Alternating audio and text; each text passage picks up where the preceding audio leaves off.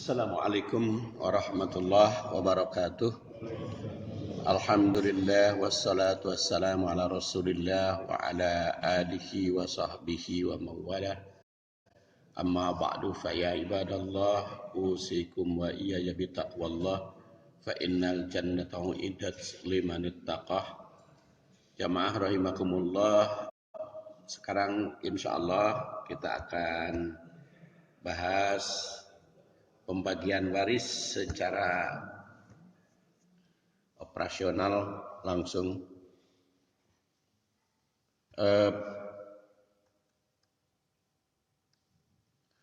Ada beberapa hal yang dikoreksi hukum jahiliyah berkaitan dengan waris. Antara lain di sini pertama, anak angkat. Di hukum jahiliyah itu anak angkat kedudukannya sama dengan anak kandung.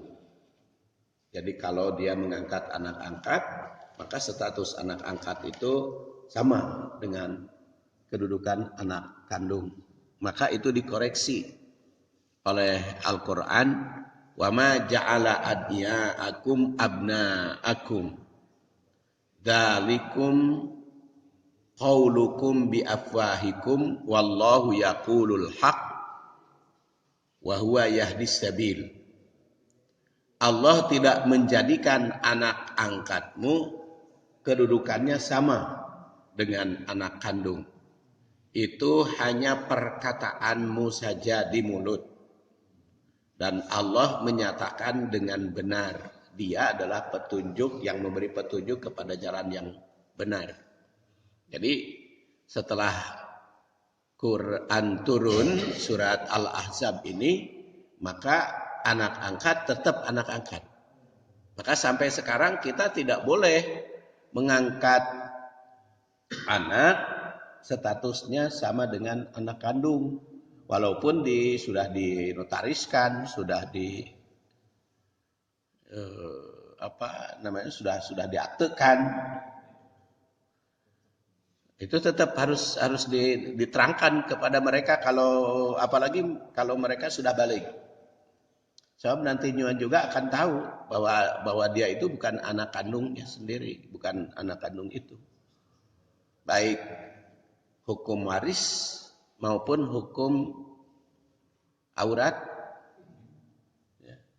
terutama hukum aurat, karena kan kalau dianggap anak kandung dengan bapaknya, kalau beda lawan jenis kan bisa dinikah itu, diurus tileletik, terus gede dibikin ke batur, paling dikawin.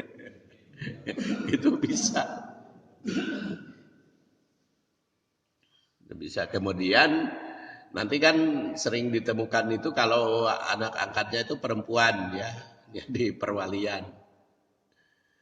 Perwalian tidak bisa kan otomatis oleh ayah angkatnya. Jadi kalau ingin jadi wali harus diangkat oleh ayah kandung. Jadi diwakilkan oleh ayah kandungnya. Kalau tidak tahu ayah kandung harus diangkat oleh KUA. Karena di Indonesia KUA itu adalah wali hakim. Ada jalan keluar nama gitu.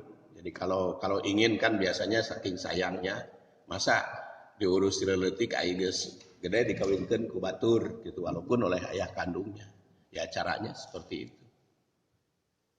Tapi kalau sudah balik harus diterangkan kedudukannya. Ini ayat ini kan berkaitan dengan Rasulullah SAW mengangkat Zaid bin Harisah. Oleh Rasulullah diangkat sebagai anak kandung, sebagai anak angkat, maka beliau umumkan Zaid bin Muhammad. Kemudian setelah turun ayat ini kembalikan menjadi Zaid bin Harisah.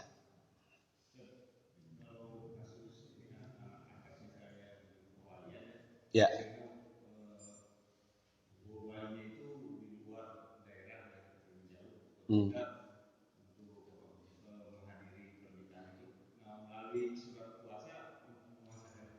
Ya, tapi harus dibaca itu surat kuasanya. Dibacakan gitu. Di surat kuasa si ayah kandungnya kepada ayah angkat. Jadi menyerahkan gitu ya. Atau mewakilkan jadi wali, dan itu harus diikrar memang. Jadi bikin surat kuasa dan diucapkan, dibacakan. Bacakan mau lewat telepon ya sebelumnya aja itu. Sebelum peristiwa pernikahan. Itu boleh. Sama halnya juga dengan anak di luar pernikahan. Itu kan tidak punya wali dia. Dia tidak punya wali. Jadi walinya itu adalah wali hakim. Iya, wali hakim KUA. Kalau si ayah biologisnya itu ingin menikahkan, harus diangkat oleh wali hakim. Itu namanya naibul wali kan. Naibul wali. Kalau kita mah naib teh kan KUA. Naib pengganti wali. Kemudian yang kedua, ahli waris bukan hanya laki-laki sebagai koreksi terhadap hukum jahiliyah yang hanya memberikannya pada kaum dewasa, kaum pria dewasa. Nah, zaman jahiliyah kalau ada yang meninggal, membagikan harta waris itu hanya kepada kaum pria yang sudah dewasa. Jadi kaum pria yang masih kecil tidak dapat. Itu diserahkan kepada pamannya. Kan hukum jahiliyah itu begitu. Jadi kalau seorang laki-laki meninggal, maka hak warisnya itu kepada ayah kandung almarhum. Kalau dia tidak punya ayah kandung almarhum, itu kepada saudara kandung almarhum. Itu semuanya ke situ. Termasuk anak-anaknya dilimpahkan. Termasuk juga istrinya. Menjadi tanggung jawab keluarga almarhum. Kalau anaknya masih kecil, semuanya menjadi tanggung jawab kafil. Atau pengampu. Istilah kita. Pengampu. Mereka yang bertanggung jawab. Kalau di kita kan seorang laki-laki meninggal, segalanya itu ke istri. Di situ bedanya antara hukum adat Indonesia dengan hukum adat di Arab. Ketika ayat ini turun, kalau di Indonesia seorang laki-laki meninggal, maka harta segala macam itu kan jadi ke istri. Bahkan sampai sekarang banyak. Kalau anaknya masih kecil, maka segala-galanya menjadi tanggung jawab istri. Sehingga ayah, ibu kandung almarhum itu enggak tanggung jawab. Semuanya ke istri.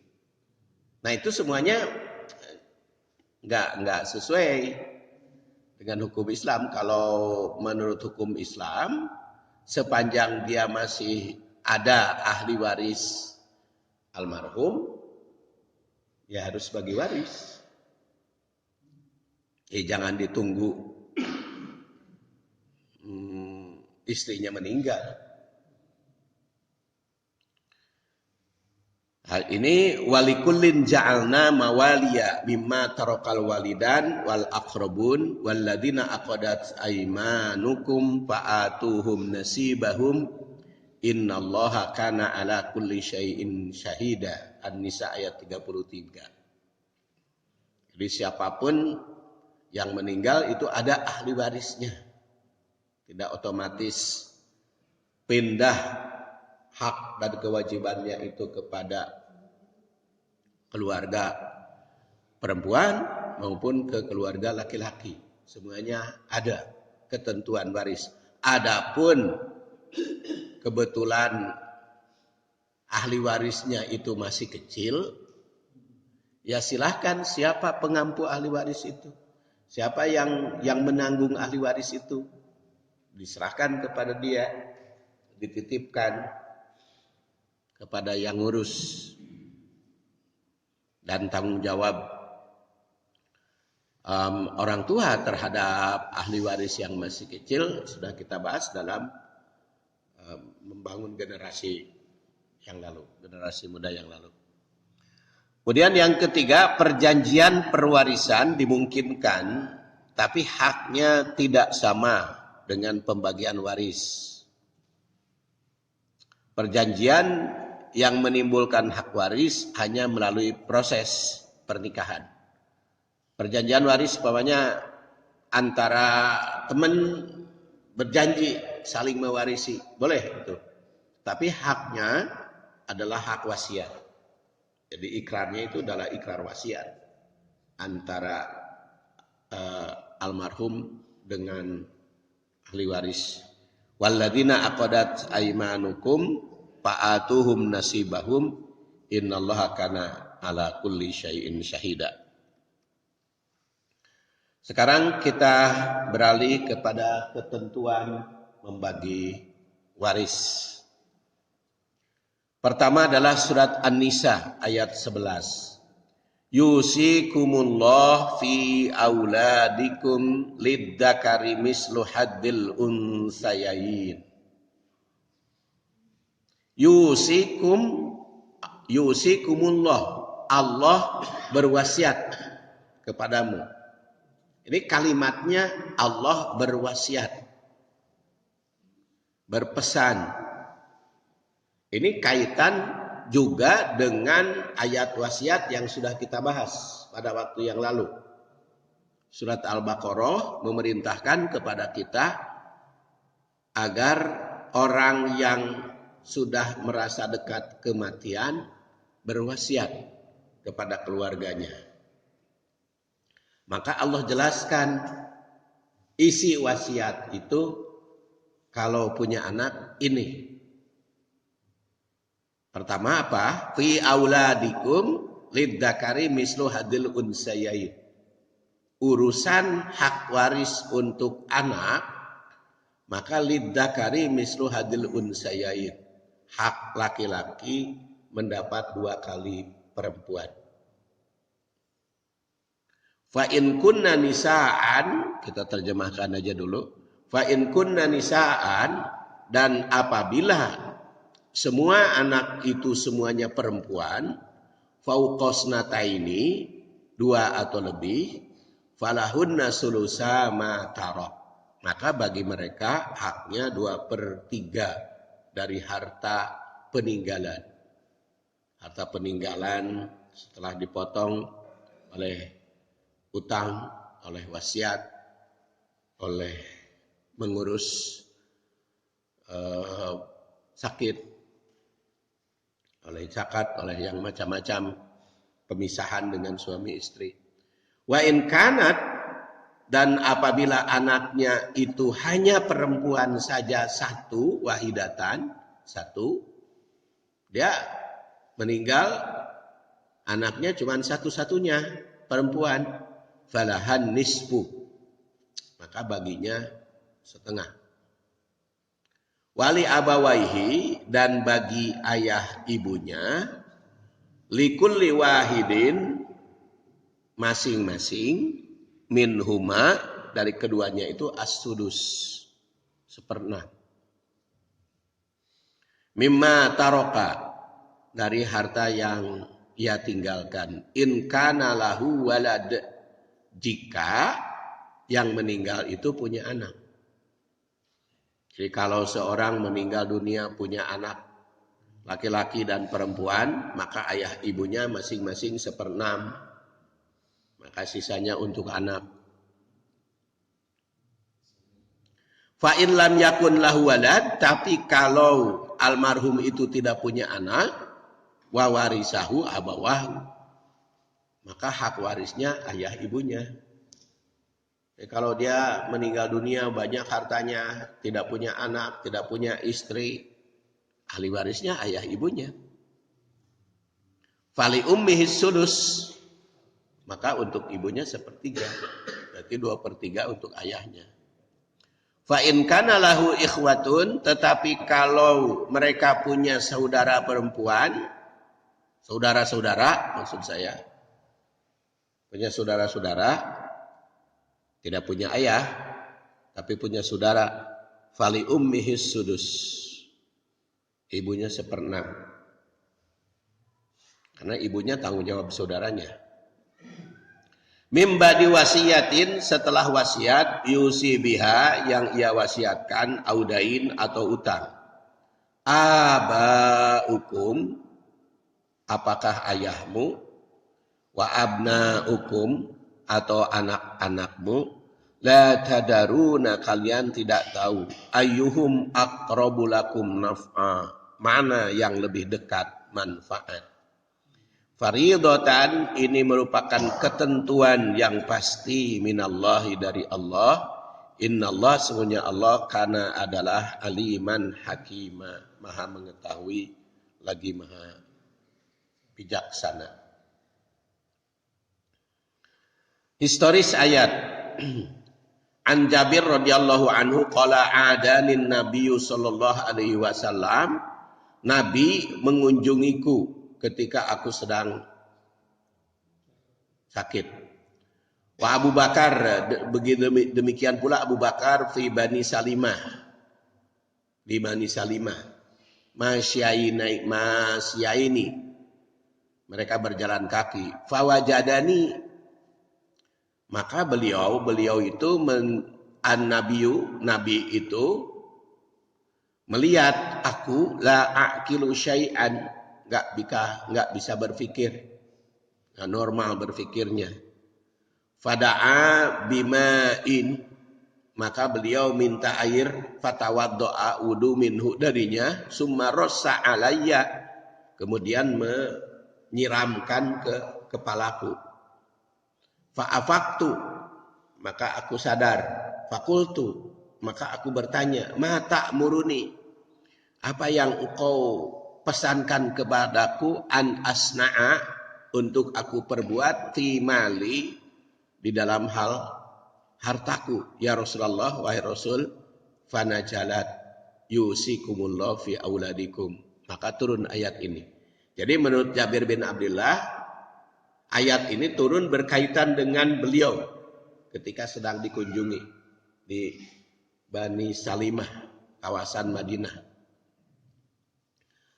Kan ada Bani Salim, ada Bani Salimah, ada Bani Sulaim. Jadi daerah itu kan kalau di Arab itu dulu siapa yang menemukan pertama kali. Jadi tokohnya di situ menjadi nama daerah. Kalau di Indonesia sekarang menjadi nama jalan. Nama jalan.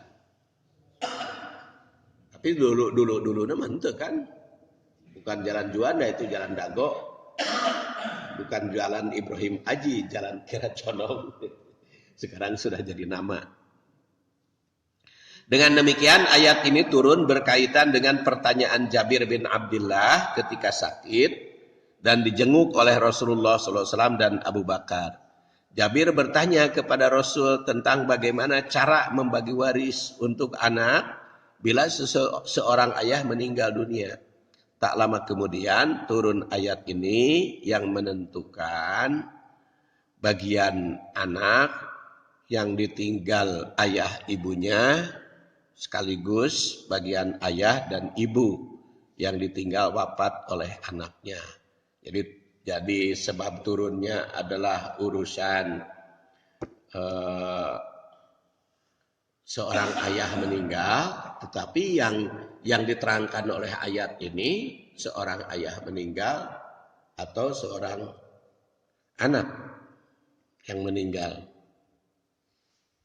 Tapi menurut riwayat yang lain, ayat ini turun sebagai koreksi terhadap kebiasaan jahiliyah yang tidak memberikan hak waris kepada anak yang masih kecil.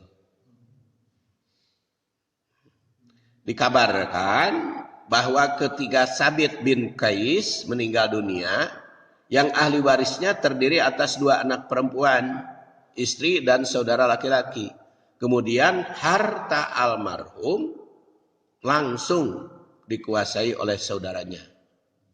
istri almarhum mengadu kepada Rasul, maka turun ayat ini yang menetapkan bahwa anak, baik laki-laki maupun perempuan, kecil ataupun besar, tetap mendapat bagian waris. Jadi kalau hukum jahiliyah, seorang laki-laki meninggal dunia, dia masih punya saudara, kakak, maka istri dan anaknya yang masih kecil itu enggak mendapat bagian, langsung diambil semua.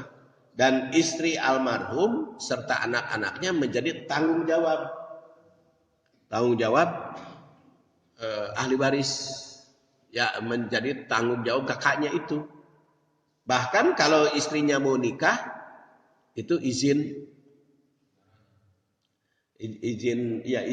kakak almarhum itu, kakak suami.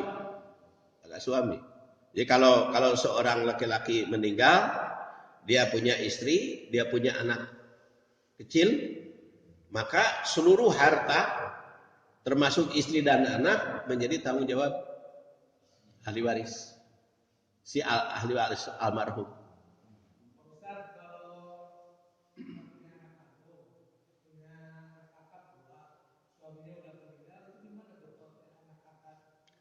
Anak angkat posisinya wasiat.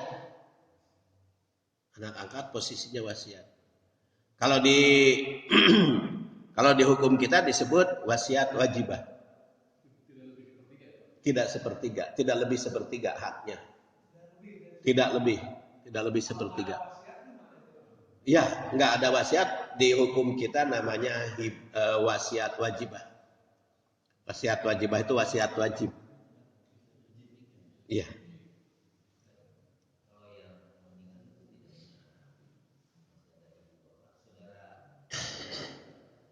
Kalau ada ibu bapak, saudara nggak dapat. Iya, tertutup. Jadi yang menghalangi saudara itu pertama ayah. Kalau tidak punya ayah, anak laki-laki. Di selama kita masih punya ayah atau punya anak laki-laki, saudara nggak dapat. Tapi kalau tidak punya anak laki-laki dan tidak punya ayah, maka saudara. Makanya kalau kita punya anak laki-laki, syukur, harta ke anak. Kalau tidak punya anak laki-laki, syukur, harta menyebar. Ya, kalau tidak punya anak laki-laki, syukur, berarti harta kita kalau meninggal menyebar ke saudara-saudara.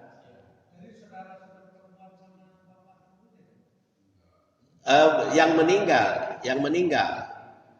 Jadi yang meninggal itu siapa? Pemanya kan yang meninggal suami. Kalau yang meninggal itu seorang suami atau seorang laki-laki, maka hartanya dipisah dulu. Mana harta istri, mana harta almarhum. Nah, dari harta almarhum itu, kalau si suami si almarhum tidak punya anak laki-laki dan tidak punya ayah, maka hak warisnya pertama istri, sisanya untuk saudara. Kalau tidak punya anak laki-laki, tidak punya ayah. Tetapi kalau dia punya ayah, maka diambil istri dan anak perempuan, karena dia tidak punya anak laki-laki, kemudian sisanya kepada saudara. Tapi kalau saudaranya nggak ada, kan masih punya anak saudara. Jadi tetap aja dipapai gitu, melalui jalur laki-laki. Melalui jalur laki-laki. Saudara perempuan dapat saudara perempuan. Ya, kalau terdiri dari saudaranya terdiri dari saudara laki-laki dan saudara perempuan, ya memang dapat, laki-laki dan perempuan dapat. Itu di dalam ayat 176 nanti. Nah, jadi ini mah historisnya begitu. Jadi istri almarhum itu bertanya kepada Rasulullah sallallahu alaihi wasallam, apakah memang secara hukum Islam juga begitu, bahwa hukum jahiliyah itu berlaku seperti asalnya, maka dikoreksi oleh hukum Islam. Yusikumullah, kita tafsir lagi. Yusikumullah, kalimat yusikumullah sangat berkaitan dengan Al-Baqarah 180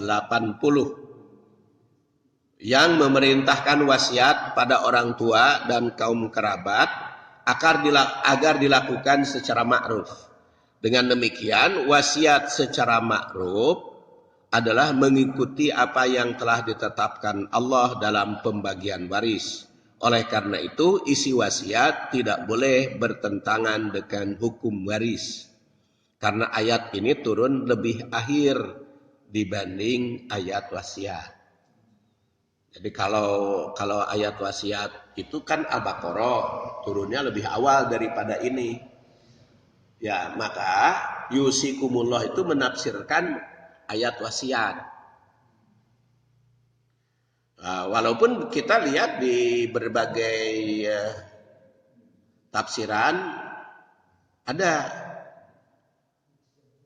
termasuk tokoh yang disebut ahli tafsir di Indonesia, itu di dalam ceramahnya di televisi mengatakan, ya kalau orang tuanya wasiat untuk disamakan antara laki-laki dengan perempuan, maka itu berlaku karena Al-Baqarah. Tapi kalau ditinjau dari sudut sejarah, An-Nisa ayat 11 ini turunnya lebih akhir dibanding Al-Baqarah. Jadi An-Nisa 11 ini menafsirkan surat Al-Baqarah 180. Jadi kalau silakan kamu berwasiat, tapi isi wasiatnya agar anak laki-laki 2 kali perempuan. Kalau tidak punya anak laki-laki, maka perempuan. Untuk anak perempuan tadi 2/3. Kalau anak perempuannya lebih dari 1. Kalau anak perempuannya hanya 1, maka setengah. Jadi makna yusikum menurut An-Nuhas adalah yufarridullah alaikum, mempardukan. Fi auladikum lidzakari mislu haddil unsayain. Kalimat fi auladikum lidzakari mislu haddil unsayain menetapkan bahwa hak anak laki-laki adalah 2 kali lipat hak anak perempuan. Tegasnya, jika seorang meninggal dunia dan mempunyai anak terdiri dari laki-laki dan wanita, maka bagian anak wanita adalah setengah dari bagian anak laki-laki. Menurut As-Suyuti, perkataan aulad, anak-anak, mencakup cucu dari anak laki-laki bila almarhum tidak meninggalkan anak laki-laki. Umpamanya tidak meninggalkan anak laki-laki, tinggal cucu dari anak laki-laki, maka itu hukum berlaku untuk cucu.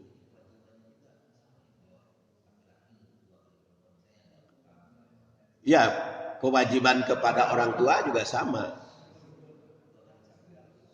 Betul. Jadi ini kan prinsip pembagian waris di ayat sebelumnya, bahwa hak itu sesuai dengan kewajiban.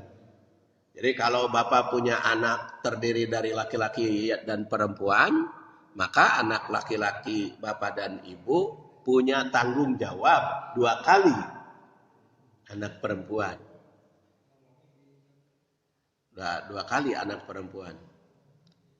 Dan itu bukan hanya haknya. Bukan hanya haknya. Di kita kan banyak lebih dekat ke anak perempuan. Karena anak perempuan bager kan, penting nungguan. itu mah geus kumaha nya hukum sunnah.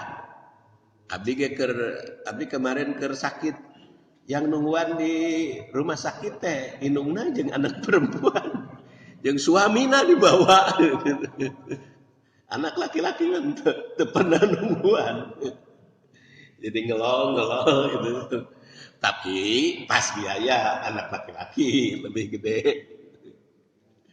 Karena memang sudah mengerti juga. Pas keluar dari rumah sakit, oh iya anak laki paling gede. Terutama anak laki-laki yang sudah 40 tahun. Nah itu mah panggedena. Panggedena. Kan beda Pak, sakit tahun 2004 dengan sakit 2017. Kalau sakit tahun 2004 mah harita Askes Unisba itu kontrak dengan rumah sakit Islam. Jadi Askes kan. Jadi apapun yang dikeluarkan oleh rumah sakit Islam diganti oleh Unisba. Sehingga begitu keluar dari rumah sakit itu saya punya batik. Punya batik dari yang ngalongok gitu. Yang ngalongok. Jadi libur 1 bulan deh, ya tenang aja punya batik. Kalau kemarin kan sudah BPJS. BPJS mah aturannya beda. Sudah BPJS mah karena ini saya dimasukkan oleh anak saya itu di VIP, maka kamar tidak ditanggung. Jatahnya saya kelas 1. Ini karena tidak ada kelas 1 itu penuh, nah masuk ke VIP. Hah? Iya, itu dokter segala macam ditanggung oleh BPJS, obat-obatan dan sebagainya. Tetapi kamar tidak, kan itu VIP. Kecuali kalau kelas 1, kalau kelas 1 ditanggung oleh BPJS. Saya kan waktu itu tidak ada kamar yang kosong. Akhirnya dimasukkan. Udahlah, nggak apa-apa katanya supaya yang nunggunya enak dan yang nengok jam berapa saja bebas kan. Kalau di VIP ya udah terserah lah. Saya bilang gitu, terserah. Jadi yang dibayar adalah biaya dokter, biaya obat, biaya penyakit, termasuk kontrol sekarang itu dibayar. Kecuali ada obat yang harus dibeli sebagian. Jadi dari 34 juta biaya yang harus dibayar ditanggung oleh BPJS 8. Ya. Berarti 24 juta ditanggung oleh anak saya dengan dari mana-mana. Dari mana-mana. Jadi begitu keluar teh tekor gitu.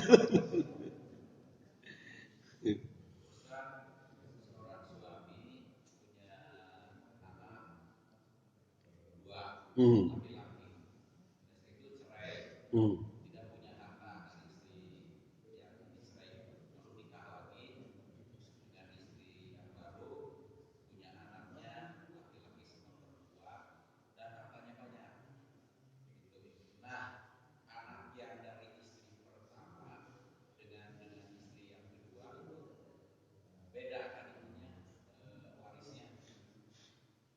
Beda warisnya itu kalau hartanya banyak dengan istri kedua.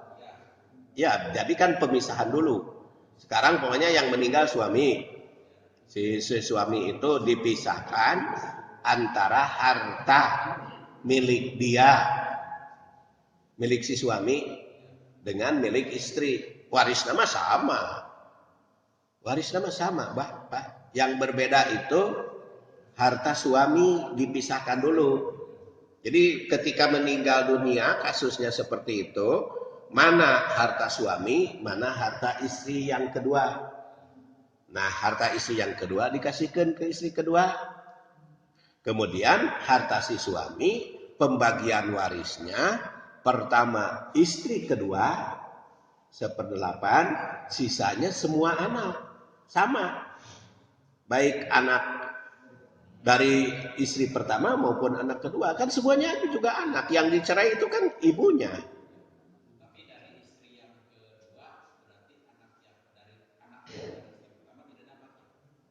Ketika istri kedua meninggal. Ketika istri kedua meninggal, anak dari istri pertama tidak. Tapi ketika si bapak itu meninggal, istri kedua dan anak dari istri kedua dengan anak istri pertama itu sama haknya. Karena ahli waris sama. Yang berbeda itu kalau istri kedua meninggal. Sama halnya ketika istri pertama meninggal, kan ceritanya sekarang istri pertamanya meninggal, maka anak dari istri kedua kan enggak.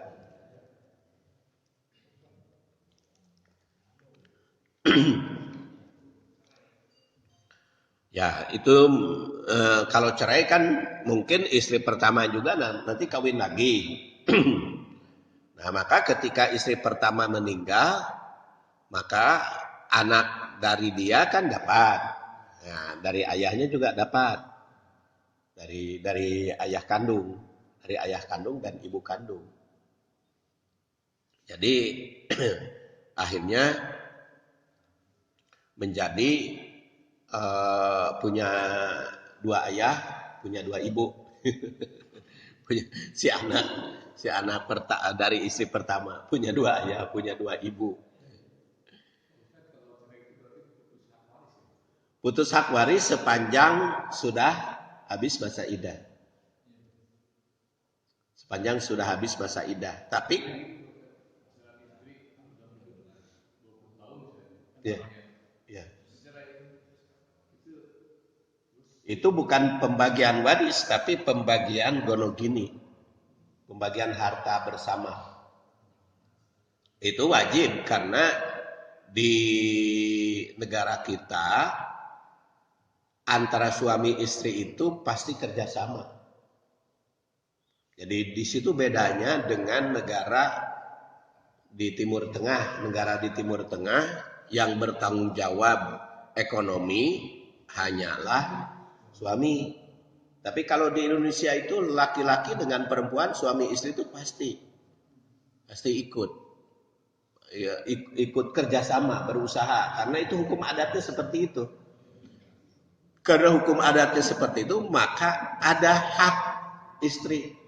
Sebelum pembagian waris itu harus dipisahkan dulu. Ya, mantan juga ketika bercerai kan. Ketika bercerai kan ada itu haknya. Walaupun mungkin saja ada perceraian yang untuk memudahkan perceraian, si istri itu tidak bawa apa-apa. Tidak bawa apa-apa, cuman bawa nyali gincing pakaian dia. Pakaian dia juga sebagiannya disisakan di mana diantep gitu. Saking hayang bercerai, kan ada istri yang saking hayangnya bercerai mengadu ke pengadilan. Bayar 416.000 ya. Bayarnya 416.000 itu di Jalan Terusan Jakarta. Ya, kemudian gugat pertama dipanggil, negosiasi, gugat kedua, ketiga bisa jatuh kalau istri yang menggugat. Sekarang ya istri yang menggugat cerai lebih mudah dibanding dengan laki-laki yang menceraikan istrinya. Makanya banyak di pengadilan sekarang itu istri yang menggugat cerai. Tapi kadang-kadang si istri yang menggugat cerai itu kan cepat dia. Si istri itu, suaminya, sok saya ceraikan. Pertama, mas kawin kembali, harta tong dibawa. Ya si istri biasanya udah ya. Si istri itu biasanya gitu. Udah, ya, nggak apa-apa. Saya mah tidak bawa apa-apa juga. Banyak itu. Ya dolim suaminya. Dolim suaminya kan. Dia kalau dia mengatakan, oke, saya cerai, tetapi harta semuanya menjadi milik saya. Ya secara hukum dunia bebas. Di akhirat tetap aja ditanggung jawab. Karena harta yang dia dapat itu hasil jerih payah. Jerih payah istrinya. Bahkan sampai ikut kerja, ngurus anak, apalagi yang suaminya sering berpisah dari istrinya. Bertahun-tahun suaminya dinas kemana-mana. Terus pas ngahiji banyak pasya. Ketika berpisah mantep, tapi ketika ngahiji banyak pasya. Disitulah sering terjadi perceraian, percekcokan, walaupun sudah pernikahan belasan tahun. Akhirnya mereka bercerai, sepakat si istrinya tidak bawa apa-apa, karena supaya cepat bercerai, si suami dolim. Karena apa? Di dalam harta dia ada hak istri yang tidak diberikan. Apalagi kalau anaknya yang masih kecil ikut ke istrinya. Dia si suaminya gampang aja nikah lagi. Si istrinya saya kehalangan ku anak. Dan anak masih kecil. Nah itu tidak menafkahi. Ya di akhirat tidak akan bebas. Kalau di dunia bebas. Di dunia mah ada oleh pengadilan wajib memberi mut'ah, wajib memberi ini, wajib memberi ini.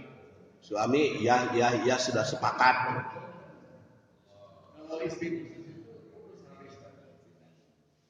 Ya. Ya nusujnya seperti apa? Kan nusuj gampang, enggak macam-macam. Ya.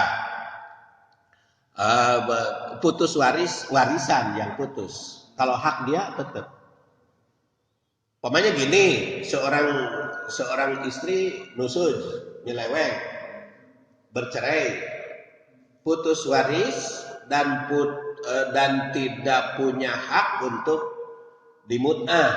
Tapi kalau harta dia, jasa dia terhadap harta, itu tetap milik dia, tidak bisa dirampas.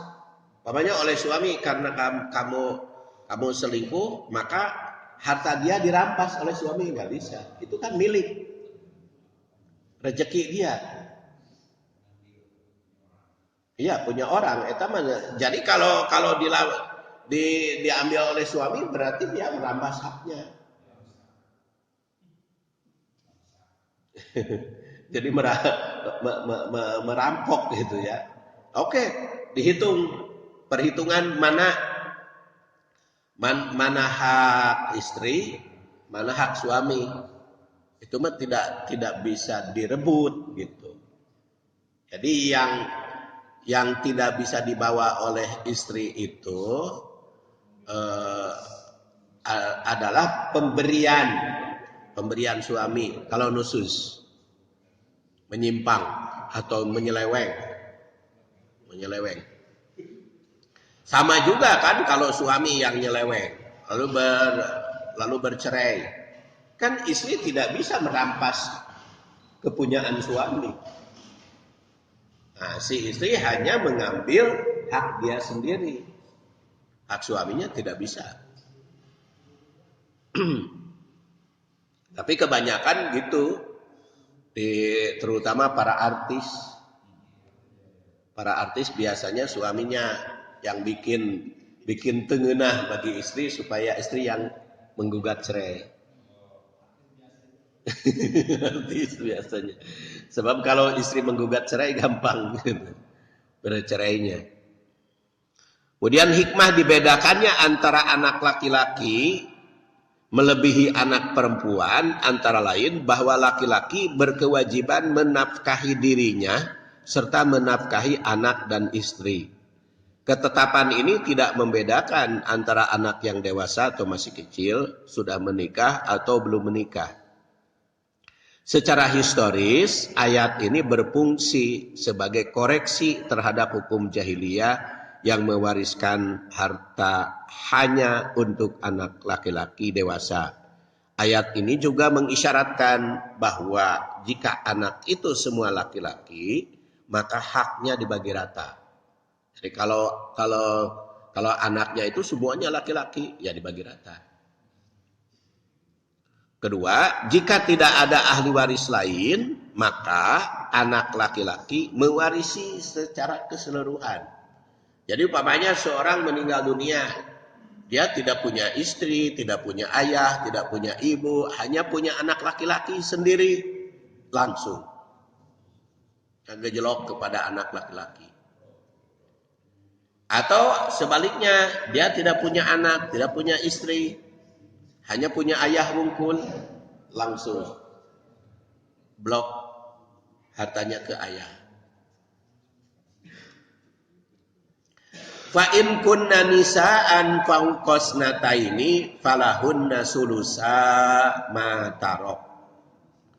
Menurut Al-Wahibi, fa in kunna nisaan bermakna jika anak-anak itu semua wanita, tidak meninggalkan anak laki-laki. Fauqasnataini berarti lebih dari 2 orang. Jadi 2 lebih.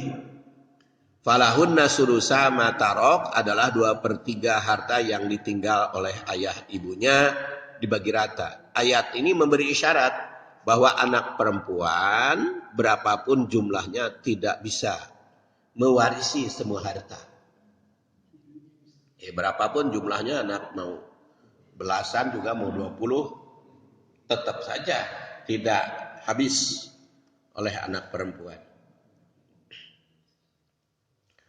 Pada kalimat ini juga disebutkan wa in kanat wahidatan sebagai penjelas kalimat sebelumnya. Pada ayat ini tidak disebutkan tentang hak anak perempuan yang berjumlah 2 orang. Sehingga muncul perbedaan paham di kalangan para ulama. Kategori 1 mendapat 2/3 dibagi rata, ataukah ke kategori 2 mendapat setengah dibagi rata. Mayoritas sahabat berpendapat bahwa hak anak perempuan yang berjumlah 2 orang adalah 2/3 harta dibagi rata. Kalau 2 dan lebih, fauqasnataini, 2 orang dan lebih. Karena mendapat setengah itu bila sendiri. Lain kanat wahidatan. Jadi setengah itu apabila 1 orang. Jadi kalau lebih dari 1 orang, 2/3. Dengan demikian bahwa bagian anak wanita yang tidak bersama anak laki-laki terdapat 2 macam, yaitu 2/3 atau setengah.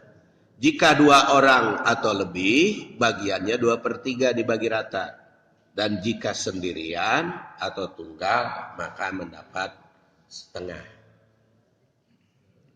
Sekarang wali abawaihi likulli wahidin minhumas sudus mimma taroka in kana lahu walad.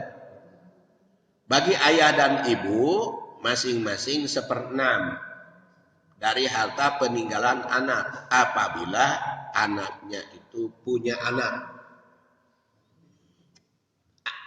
Anaknya meninggal, dia punya anak, maka ayah ibunya mendapat masing-masing 1/6. Jadi tidak ada kecuali anak itu sudah punya anak ataukah belum, ayah ibu selalu dapat. Bedanya kalau punya anak, si almarhum itu punya anak, maka ayah ibu 1/6. Tapi kalau tidak punya anak, maka ayah ibu semua, ibunya 1/3. Jadi anak tidak menghalangi waris ayah dan ibu.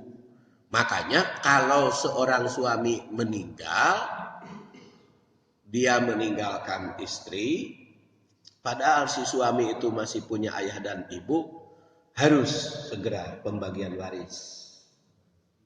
Jangan ditunggu istrinya meninggal. Jangan ditunggu istrinya meninggal. Karena ayah ibunya kan masih ada.